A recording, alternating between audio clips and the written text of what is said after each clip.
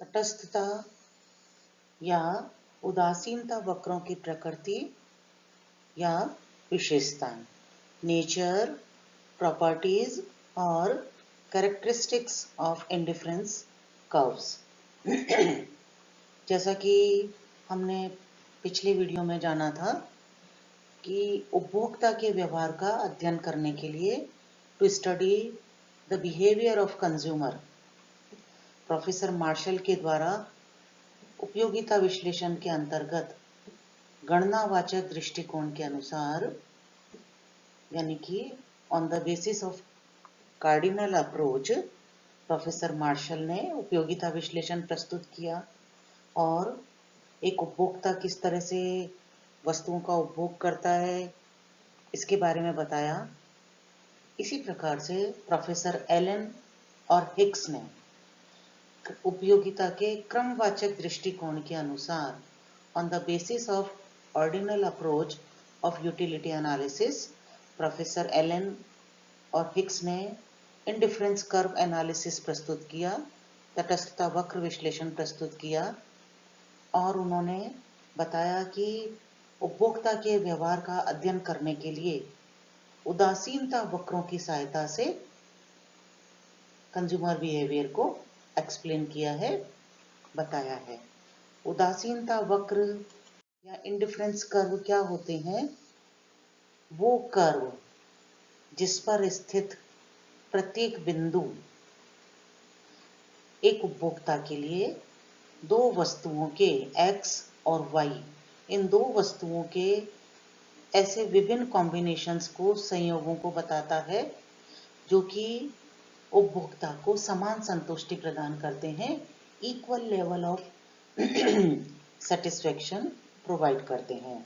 Indifference curve represents combinations of two goods for a consumer which provides equal level of satisfaction to the consumer। उपभोक्ता को समान संतुष्टि प्रदान करते हैं। जैसा कि हम इस रेखा चित्र में देख रहे हैं, ए, बी, सी और डी, ये चार कॉम्बिनेशन कंज्यूमर के द्वारा बनाए गए हैं। इनमें से कोई भी एक कॉम्बिनेशन का प्रयोग करके उपभोक्ता को समान संतुष्टि प्राप्त होगी, इक्वल लेवल ऑफ सेटिस्फेक्शन प्राप्त होगा। तो उदासीनता वक्र जो है वो दो वस्तुओं के ऐसे कॉम्बिनेशंस को बताते हैं जो कि समान संतुष्टि प्रदान करते हैं। इन उदासीनता वक्रों की विशेषताएं क्या हैं, आज हम इनके बारे में जानेंगे। फर्स्ट है, उदासीनता वक्र पर स्थित प्रत्येक बिंदु संतुष्टि के समान स्तर को व्यक्त करता है। Every point on indifference curve represents equal level of satisfaction for a consumer।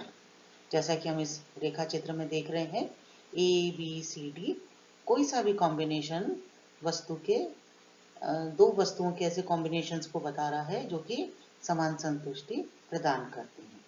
Second विशेषता क्या है कि उदासीनता वक्र सदैव बाएं से दाएं नीचे की तरफ को गिरते हुए होते हैं। Always slopes down from left to right. ये हमेशा बाएं से दाएं नीचे की तरफ को गिरते हुए ही होते हैं। इसका कारण क्या है कि संतुष्टि के समान स्तर को बनाए रखने के लिए, ऑन एवरी पॉइंट, हर बिंदु पर संतुष्टि के समान स्तर को बनाए रखने के लिए, यदि हम एक वस्तु की मात्रा में वृद्धि कर रहे हैं, यदि हम x की क्वांटिटीज को इंक्रीज करते जा रहे हैं, 1, 2, 3 और 4, 5, जैसा कि हमने पिछले एग्जाम्पल में देखा था, तो जैसे जैसे हम x वस्तु की मात्रा को बढ़ाते जा रहे हैं, संतुष्टि के समान स्तर को बनाए रखने के लिए हमें y वस्तु की मात्रा में कमी करनी पड़ेगी। इसलिए I sees always slopes down from left to right। इसलिए उदासीनता वक्र हमेशा बाएं से दाएं नीचे की ओर गिरते हुए होते हैं, क्योंकि एक को इंक्रीज कर रहे हैं तो दूसरे को डिक्रीज करना पड़ेगा। थर्ड विशेषता है कि ये मूल बिंदु की ओर उन्नतोदर होते हैं, ऑलवेज कॉन्वेक्स टू ओरिजिन। मूल बिंदु की ओर उन्नतोदर होते हैं, इसका मतलब ये नीचे की ओर झुकते हुए होते हैं।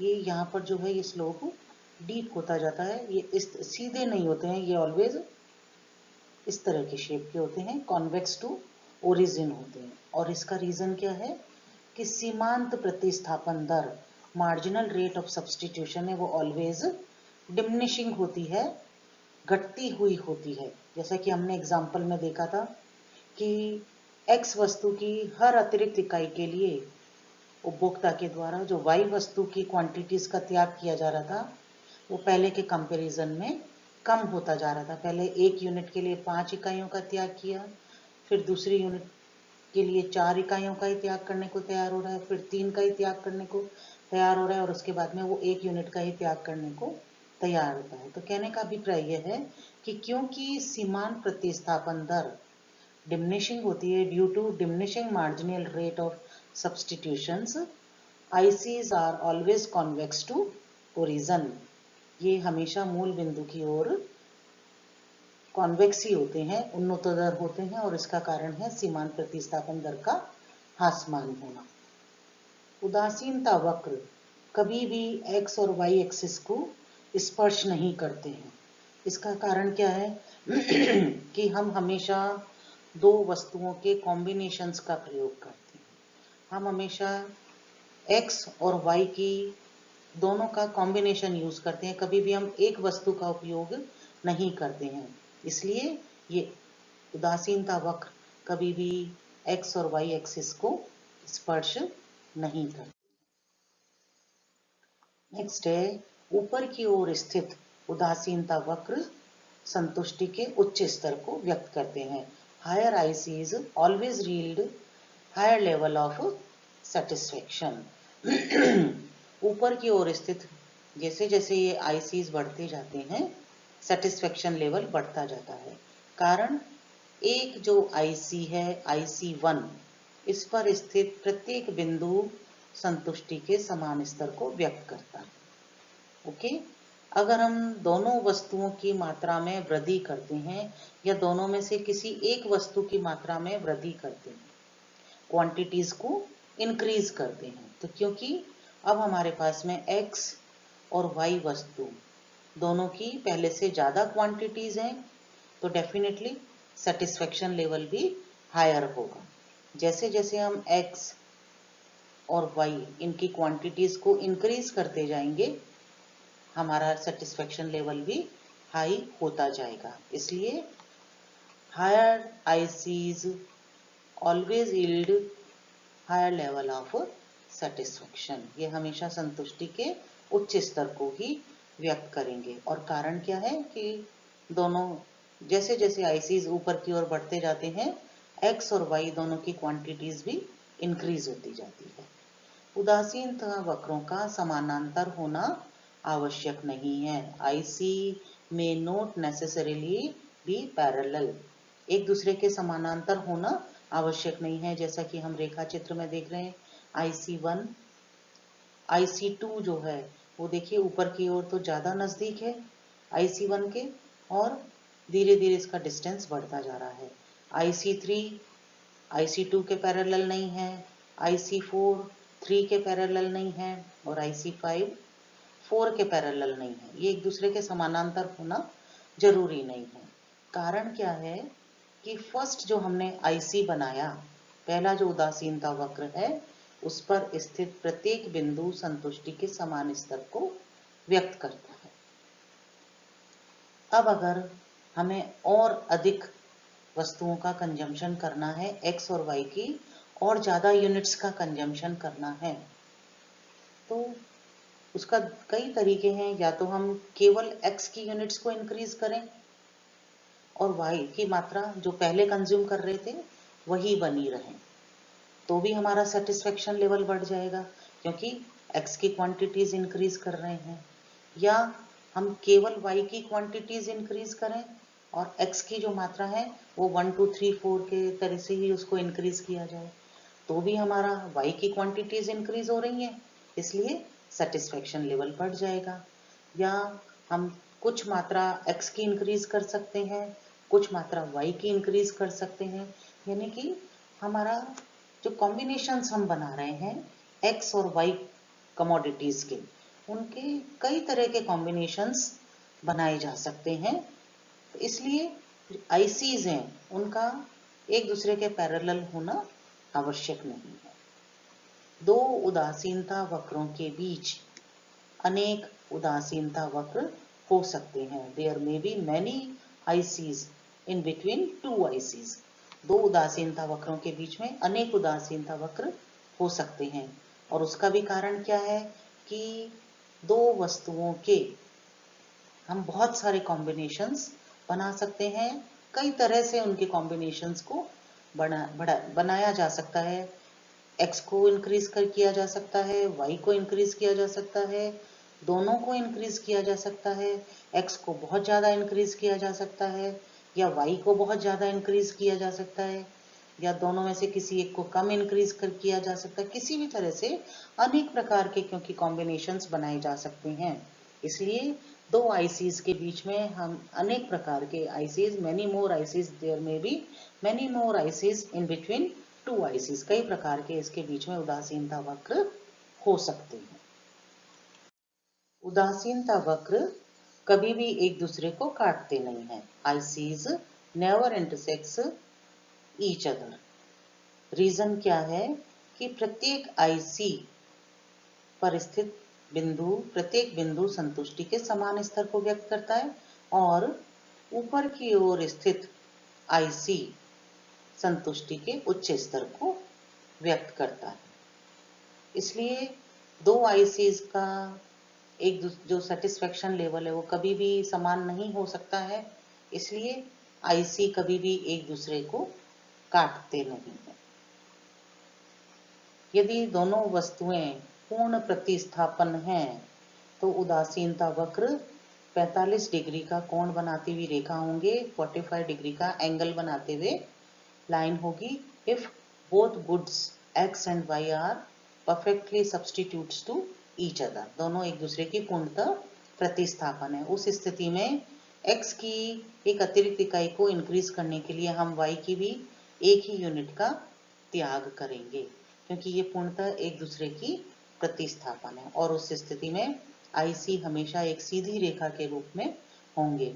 पर क्योंकि व्यवहार में कोई भी वस्तु एक दूसरे की पूर्णतः प्रतिस्थापन नहीं होती हैं, परफेक्टली सब्सटीट्यूट्स नहीं होती हैं, इसलिए आईसी हमेशा राउंड शेप में होते हैं, मूल बिंदु की ओर उन्नतोदर होते हैं, उनका शेप जो होता है वो कॉन्वेक्स होता है।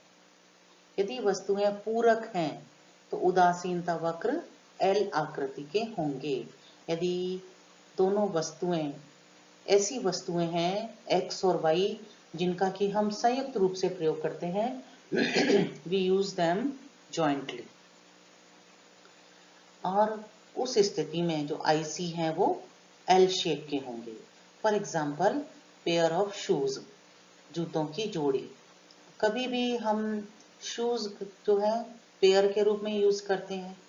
एक पेयर, वन पेयर ऑफ शू है तो उस स्थिति में हमें एक जोड़ी जूते पहनने की संतुष्टि प्राप्त होगी। यदि हम एक और जूता लेकर आ जाते हैं y, तब भी हमारे पास में केवल वन पेयर ऑफ शू है, क्योंकि केवल लेफ्ट लेग का शू है, राइट का नहीं है। तो हम केवल एक ही जोड़ी जूता पहन पाएंगे, तो हमारा सेटिस्फेक्शन तो वही बना रहेगा। या हम राइट लेग का शू लेकर आ गए और लेफ्ट का नहीं है, या लेफ्ट का लेकर आ गए और राइट का नहीं है, तब भी हमारे पास में अभी तक भी केवल एक जोड़ी जूते ही हैं।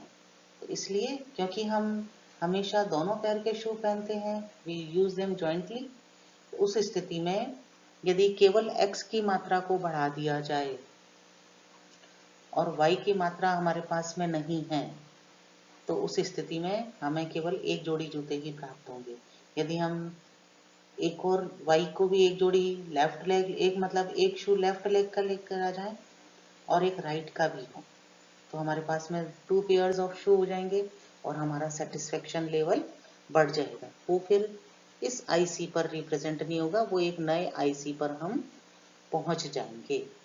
इसलिए अगर दोनों वस्तुएं पूरक हैं, कॉम्प्लीमेंट्री हैं, कि जिनका कि संयुक्त रूप से जॉइंटली हम कंजम्पशन करते हैं, उस स्थिति में आईसी हमेशा एल शेप के होते हैं। उदासीनता वक्र गोल आकृति के भी हो सकते हैं कुछ परिस्थितियों में।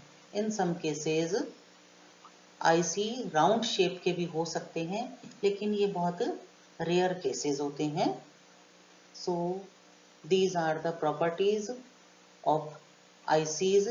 ये हैं उदासीनता वक्रों की ये मुख्य विशेषताएं हैं, जिनके आधार पर ही प्रोफेसर एलन और हिक्स ने उपभोक्ता के व्यवहार का अध्ययन किया। Thank you.